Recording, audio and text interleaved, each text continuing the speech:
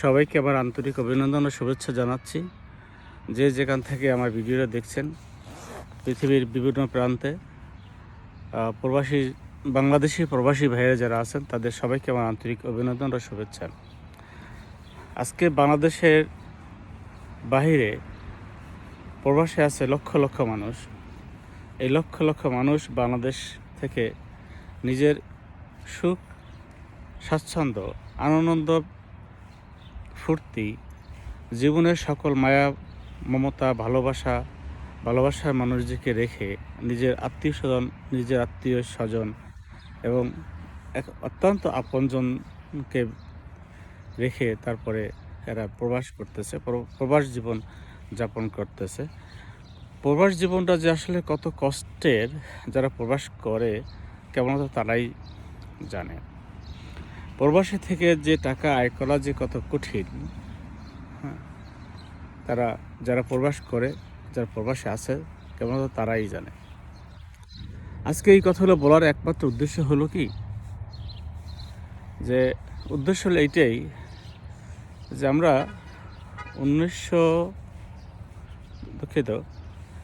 কথাগুলো বলার উদ্দেশ্য হলো এইটাই, কয়েকদিন আগে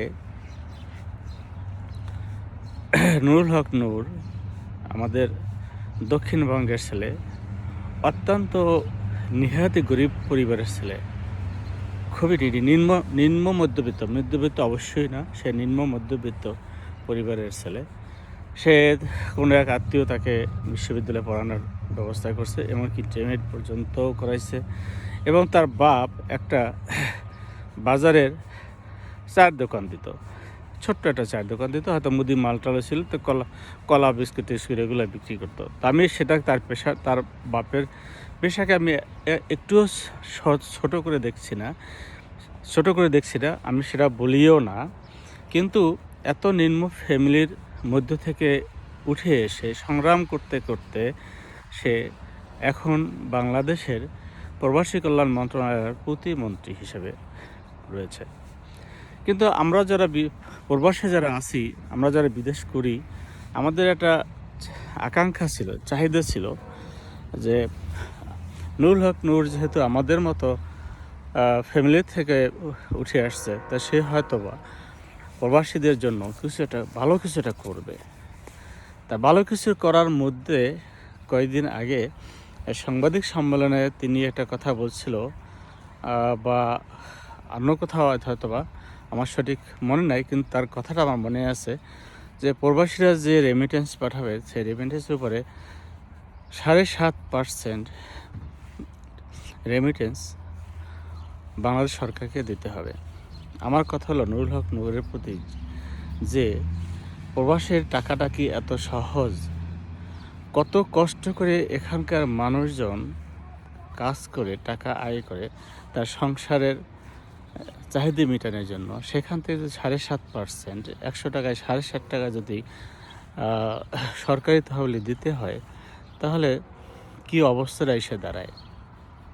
টাকা তো এত সহজ না, এত ইজি না, তা কেন সেটা করতে হবে? তো যাই হোক, তো টাকা যেমন আমি যদি বলি, আমি আমার নিজের কথাই যদি বলি, ধরেন আমি সকাল 6টায় বাসা থেকে 5:30টায় বাসা থেকে বের হয়ে 6টা থেকে কাজ শুরু করে এখন বাজে আমার 7:30। 7:30টায় কাজ শেষ করে বাসা যাচ্ছি। কয় ঘন্টা কাজ করলাম? 14 ঘন্টা। তা 12 ঘন্টা 13 ঘন্টার মতো কাজ করলাম। এরপর আর সুযোগ থাকলে হয়তো আরও কাজ করতাম, কিন্তু এখন আর সুযোগ নেই বা করি না। তো আমরা এই বিদেশে এত কষ্ট করে টাকা আয় করে সংসার চালানোর পর যে টাকা আমরা পাই, হ্যাঁ, এই টাকা দিয়ে আমাদের সংসারও চালাইতে অনেকটা কষ্ট হয়। তারপরও বাংলাদেশ সরকারকে কেন আমাদেরকে টাকা দিতে হবে? আমরা যখন বাংলাদেশ থেকে বিদেশে চলে আসি, তখন বাংলাদেশ সরকার তো আমাদের এতটুকু সাহায্য করে না, কোনো জায়গার থেকেই না। পাসপোর্ট করতে গেলে যদি 5,000 টাকা 3,000 টাকা পাসপোর্ট, সেখানে আমাদের 7, 8, 10, 12,000 টাকা খরচ করতে হয়েছে। পুলিশ ক্লিয়ারেন্সের জন্য আমাদের সরকারকে টাকা পুলিশ ক্লিয়ারেন্স আনার জন্য, যেটা বিনা পয়সায় করার কথা, সেটার জন্য আমাদেরকে টাকা দিতে হয়েছে, ঘুরতে হয়েছে মাসের পর মাস, বছরের পর বছর। হ্যাঁ, মাসের পর মাস আমাদের ঘুরতে হয়েছে। তারপরে একটা পুলিশ ক্লিয়ারেন্স পাওয়া গেছে। তো কোনো কিছুই এত সহজে হয় নাই। সমস্ত কিছু অনেক কঠিন, অনেক অনেক প্রতিঘাত করে আমরা বিদেশে চলে আসছি। শুধু আমার কথা বলি না, সমগ্র বাঙালি জাতি, বাংলাদেশি ভাই বোনেরা যে যেখানে আছে পৃথিবীর প্রান্তে, আমি সবার কথাই বলছি।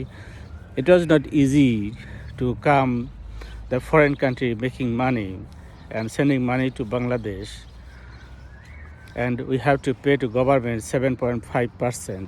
It's not easy. So আমরা বাংলাদেশ থেকে যারা বিদেশে চলে আসছি, আমরা কেন 7.5% বাংলাদেশ সরকারকে দিতে হবে? আমরা সেটা আমরা তাহলে কোনো টাকাই আমরা দেব না। যেমন আমরা এখন বলতে হচ্ছে এটা যে বিগত সরকারের আমলে, বিগত ফ্যাসিস্ট সরকারের আমলে, আমরা যাকে ফ্যাসিস্ট বলছি, তারা বিদেশিরা, প্রবাসীরা যদি বাংলাদেশে প্রপার ওয়েতে টাকা পাঠায় ব্যাংকের মাধ্যমে, তাহলে 2.5% প্রণোদনা দিয়েছে। যদি কেউ 1 লাখ টাকা দেশে পাঠাইছে, তাহলে সে 1,02,500 টাকা পাইছে। হ্যাঁ, তার মানে 2.5% তারা ফ্যাসিস্ট সরকারের সময় 2.5% প্রণোদনা দিয়েছিল। আর এখনকার সরকার, বিএনপির সরকার, নুরুল সরকার, তারেক জিয়া সরকারকে আমাদের 7.5% আমাদেরকে ট্যাক্স দিতে হবে। কেন? আমাদের জন্য এমন কি করছে বিএনপির সরকার বা বিগত দিনের সরকারগুলোতে, যে প্রবাসীদেরকে শুধু ব্যবহার করে প্রবাসীদের কাছ থেকে টাকাই শুধু নিচ্ছে, অন্য কিছু কাজ করে নাই। তা যাই হোক, আমি এটাই বলতে চাই যে আসলে বিদেশে টাকাটা ইনকাম করা এতটা সহজ না যে চাইলেই টাকা পাওয়া যায়। অনেক কঠিন পরিশ্রম করতে হয়। যারা পৃথিবী যে প্রান্তে আছে, যেখানেই আছে না কেন, সবাই বুঝতেছে যে টাকা আয় করা বিদেশ থেকে কতটা কষ্ট। বরঞ্চ বাংলাদেশে টাকা আয় করা বহুত সহজ, খুবই ইজি।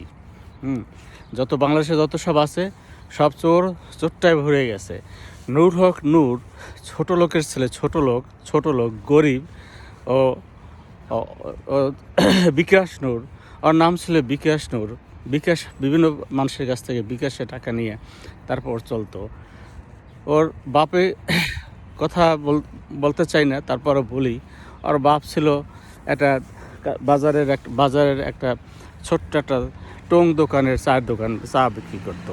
তাই সেখান থেকে উঠে এসে যদি নুরুল হক নূর মনে করে সে মন্ত্রী হয়ে গেছে এবং প্রবাসীদের আর কোনো কাজে লাগবে না, তাহলে এটা আসলে ঠিক না, এটা গ্রহণযোগ্য না।